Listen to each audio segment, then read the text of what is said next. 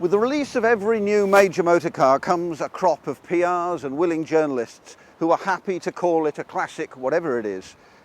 History eventually proves them right or wrong, but in the meantime we're left with this borrowed aura around most of the cars that we consider desirable. One of the privileges of having your own book is that you have space. And in this year I've managed to take a look at 12 of what we call dream cars and see if they perhaps really are just borrowing from their past or have a place in future motoring history. There are MGs, there are Lotuses, there are BMWs, there are Alphas. There are any number of them which appear to be classics. And over 20,000 words, I've taken a look, and there are disappointments. The MGF, although a desirable car, really feels unfinished, and many journalists have called it a brick, a builder's brick from behind. There are surprises, there are some beautiful things like the 355 Ferrari that is almost flawless, the Porsche Boxster, which really and truly is without a parallel for handling. But above all else, there was one big surprise. It just shows that badges aren't everything. This is the stunningly beautiful Fiat. No one expected a car of this calibre from a company that really in the past has been known for rust buckets, for runabout cars that fell apart. They don't even have a real lineage.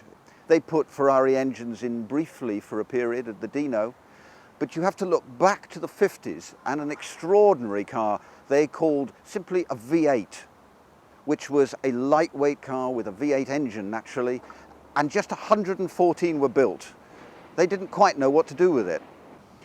If calling a car simply a V8 in the 50s was an unromantic kind of notion, Fiat haven't really changed too much now, because although this car is a real stunner, it doesn't call it anything romantic now. It is simply a Fiat Coupe 20-valve turbo.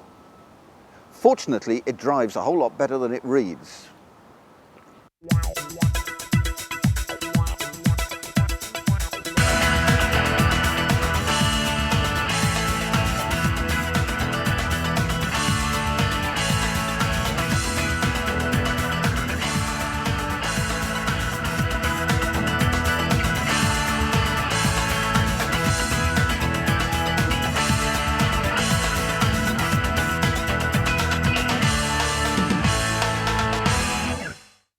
The delights aren't just on the outside of this car. The cockpit is pure pleasure.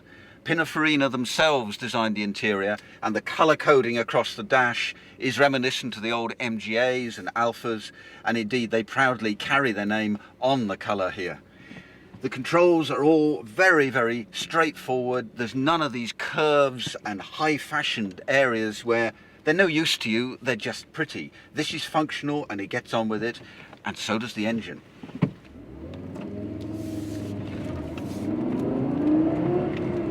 This is the turbocharged version, which delivers 220 brake horse.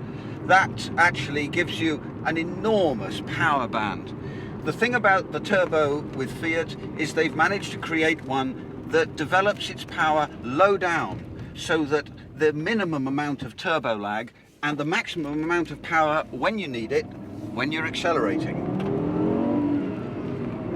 In fact, driving it is twofold. You can drive it like a madman and it will go in exactly that manner, or if you keep it in a slightly higher gear than you'd expect to, the turbo will always catch up with you, so that you can drive it in a docile manner, and then when you put your foot down, it picks up and responds. It's a very easy way of driving, particularly on motorways. But when you actually want pleasure, you only have to take it down a couple of cogs, and the performance we found when we were testing the 12 cars was actually faster to 60 than a Porsche Boxster, than the Mercedes SLK, than the Aston Martin DB7. It is a real flyer. However beautiful this car is, and it is beautiful, the real triumph is in the performance. 45 in first, the speed limit on a motorway in second, 100 in third, 135 in fourth, 155 if you're lucky in top. That's an astonishing figure, particularly from a Fiat. The triumph is reflected in the fact even What Car magazine has voted this coupe 2 years in a row Coupe of the Year. The last laugh for the owners, I guess, when they look at this book, is that of the 12 cars, this car is the second fastest to 60 behind a £100,000 Ferrari. Then, only by just over a second and a half. It is, by any standards, a triumph, and it is, by any standards, a future classic.